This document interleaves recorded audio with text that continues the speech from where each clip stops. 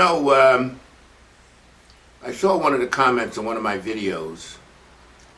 One of you guys that seemed to not want to think out of the box said, why don't I stick to bodybuilding? Well, let me tell you something. I'm bigger than sticking to bodybuilding. I'm very versatile. I love bodybuilding. That's my background. That's me. But I'm also into athletes. And I'm also into boxing. Boxing is a love, a real love. Other than bodybuilding, boxing is the love of my life. So, how I got into boxing, and I mean get into boxing, psychologically and financially.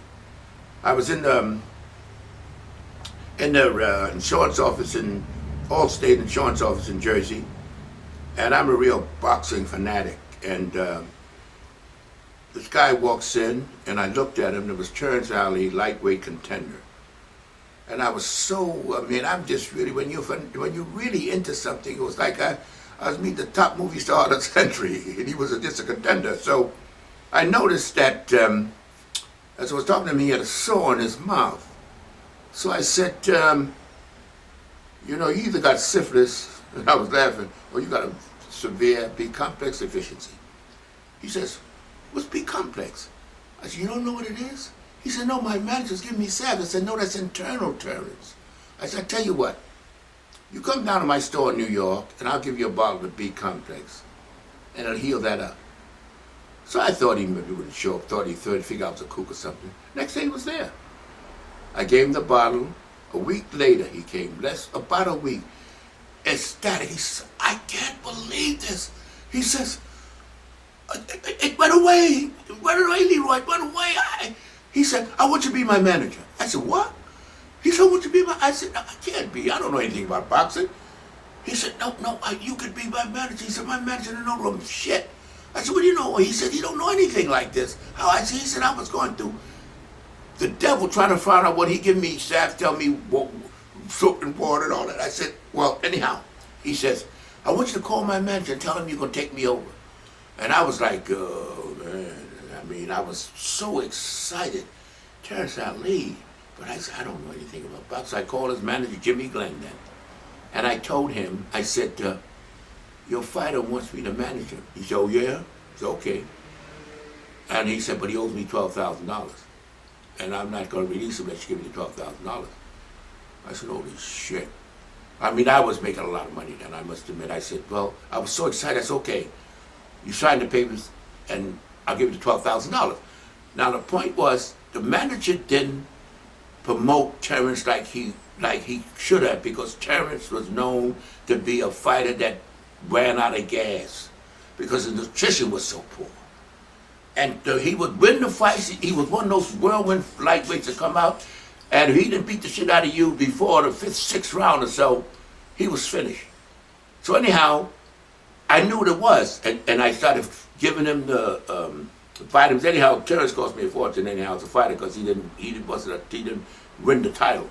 But I was so in. I started giving him. He was going to his records shot up. He became a contender. He fought 5 times for the championship, but he wasn't lucky he didn't win them. But the point was the nutrition. You got to know how to apply it, and you got to know why so many athletes don't make it, because they don't associate nutrition with performance. Now, poor Terry, a terrific fighter. I used to be awed at the way he fought. Of course, he'd come out like a whirlwind, but he'd run out of gas and he'd lose. And he ran out of gas because he was malnourished. And when you start to break out with sores, that's severe deficiency. And here he was gone. He was a young kid, and that's why he was able to overcome. He was an older guy, he wouldn't be able to overcome. And that was my first introduction into a sport outside of bodybuilding. Even though I loved boxing, I wasn't in it to this point. And I really got into boxing. But this is what I want to tell you about nutrition. You guys are telling, what makes me laugh especially, you guys think, all I know and all I can talk about is bodybuilding. Bodybuilding is part of my life, not all of it. And I got the type of mind that's always looking. I'm always searching, always digging. I didn't say, oh, look at his mouth, and that. Right away I said, as soon as I saw him, I said, something's wrong. And the neuro is like validation, that. Now, we get to the real big top boxer that I rescued I rescued his career, the 3-time world champion, James Toney. And I remember he walked in the store, and he was known for quite a while as a 5-round fighter, because he always ran a fantastic fighter. I mean fantastic. Take a punch, slip, knock you dead, but 5 rounds won't he go because his nutrition was so poor. So he came into, and known as 5-round fighter, go past 5 rounds, you beat Toney. So he came in the store, and he was saying, I feel tired and so forth and so on. I said, what do you eat? What's your diet? It astounded me. He had no concept of how his energy was related to his performance. I mean, no concept. It was fascinating to me. I said, what do you eat? And I said, you get any protein? He said, well, he said, I have maybe some pancakes, some orange juice. I said, there's no protein in that. I said, you take vitamins? He said, no, I'm not into that. I was like astounded. And he was very fleshy, but unbelievable knowledge of boxing. So I said, okay, let me take care of you. I started giving him the supplements, the B complex, the protein, the glutamine, and then the test of my nutritional knowledge. I mean, that was some damn test, man. He fought Jera for the light heavyweight championship of the world. And I was sitting there. I didn't even want to go to the fight because I was so nervous about it, And this was my test of nutrition. We got to the fight, and they're boxing.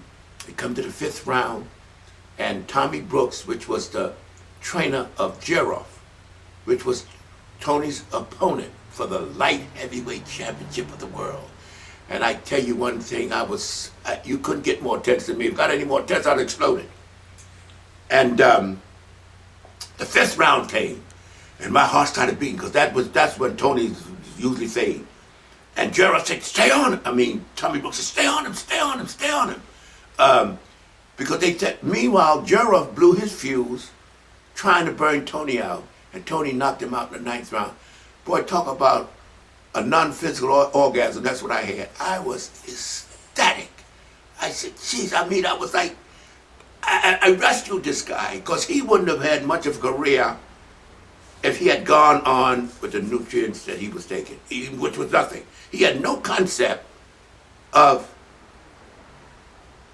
nutrients and performance. And it was fascinating to me. That was the story of the 2 guys in boxing that I was able to influence. And I was so happy because believe it or not, I'm a boxing, it's always fascinated me because I tried it. I tried boxing. What is going on? Cut the thing.